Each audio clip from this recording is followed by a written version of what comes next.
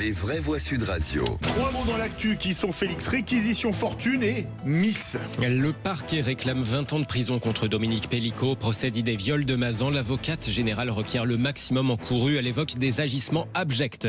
Elon Musk creuse l'écart avec les autres milliardaires. Fortune estimée à 348 milliards de dollars. C'est 2 fois plus que Bernard Arnault, l'homme le plus riche du monde, dopé par l'élection de son ami Donald Trump.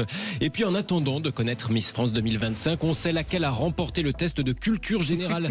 Tiens, on va se poser quelques-unes des questions, histoire de voir si nos vraies voix auraient fait de bonnes Miss France. Les vraies voix Sud Radio. C'est un procès qui aura eu un retentissement bien au-delà de la cour criminelle d'Avignon, bien au-delà de la principale victime. Gisèle est de la cinquantaine de co-accusés âgés de 26 à 74 ans. On ne peut plus, en 2024, considérer que si elle n'a rien dit, une femme est d'accord, a lancé l'avocate générale aujourd'hui au procès dit des viols de Mazan. Le parquet réclame 20 ans de prison contre Dominique Pellicot pour avoir drogué, violé et fait violer son épouse pendant des années. Des agissements abjects selon la représentante du ministère public. 20 ans, réquisition prévisible, réagit à la sortie l'avocate de Dominique Pellicot, maître Béatrice Zavaro. Les réquisitions sont sans surprise, c'est-à-dire que nous savions depuis le départ, par cette instruction, par la lourdeur des faits qui nous sont reprochés, nous savions que le parquet cumulerait et se rapprocherait au maximum et a touché du doigt un maximum légal encouru. Donc l'accusation a réclamé 20 années d'emprisonnement à l'encontre de Dominique Pellicot, dont acte. Ce n'est pas pour nous une surprise, même si en l'entendant Dominique Pellicot est abattu, mais c'est ça, c'était prévisible et il n'y a pas eu de surprise. L'avocate de Dominique Pellicot, maître Béatrice Zavaro, au micro AFP de Michael Flores et Fabien Novial. Le parquet réclame aussi 17 ans de prison pour l'un des co-accusés qui avait imité sur sa propre épouse le sinistre protocole de Dominique Pellicot. Hasard du calendrier, le gouvernement annonçait de nouvelles mesures pour la journée internationale de lutte contre les violences faites aux femmes aujourd'hui, avec justement un plan de sensibilisation à la soumission chimique, mais aussi un dispositif amélioré pour permettre aux femmes victimes de violences sexuelles de déposer plainte dans les services d'urgence ou bien dans les services gynécologiques des hôpitaux. Philippe Billiger. J'aime beaucoup l'avocate de l'accusé Pellicot parce que j'imagine ce que d'autres auraient dit dans les mêmes conditions, une feinte indignation en disant c'est trop.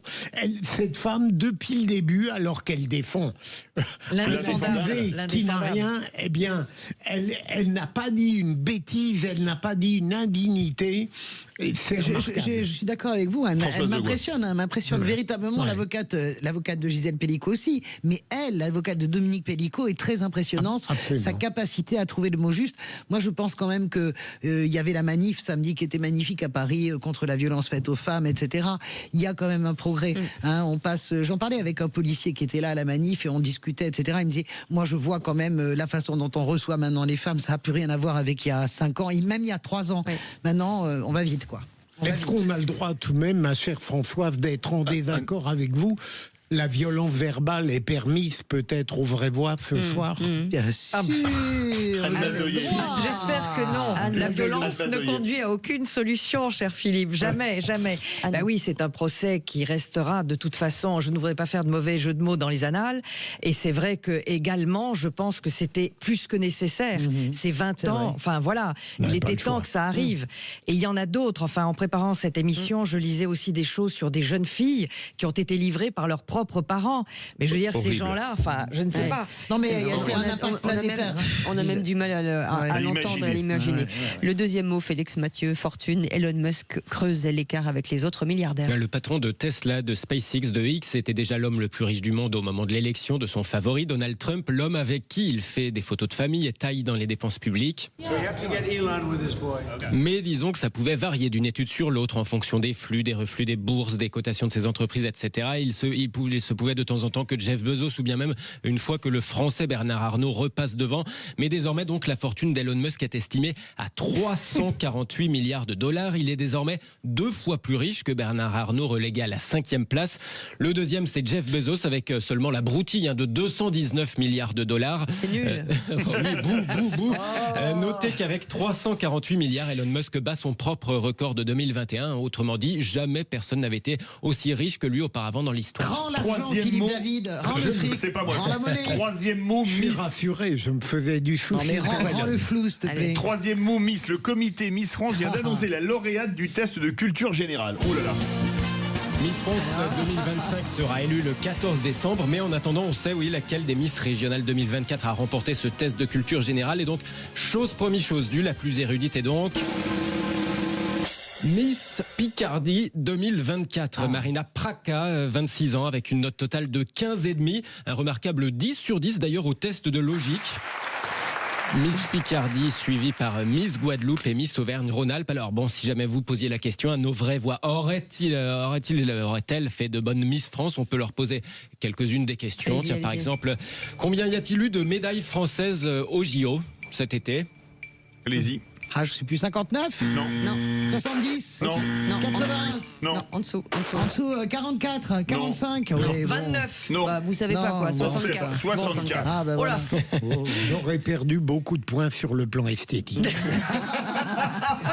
C'est plus difficile pour vous parce que c'était un QCM en vrai, il y avait des réponses proposées. Bon, quel héros de la résistance est entré au Panthéon cette année? Oh, Manoukian. Manoukian. Non, Manoukian, pardon. Bravo. N'importe quoi.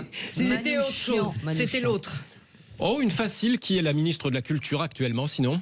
Ah ben, Rachida Dati. Voilà, bien joué. Non, c'est pas ça, le QCM. Non, il y en avait des plus difficiles quand même. Ah bah Il y en avait des plus vas-y. difficiles. On va Bravo, pas aller bravo, faire là. tout le parti de Donald Trump. Bon, ça vous savez. bon, ça va. Qui a pris la présidence tournante de l'Union européenne cette année? Quel pays? Pedro Sanchez, l'Espagne. Non.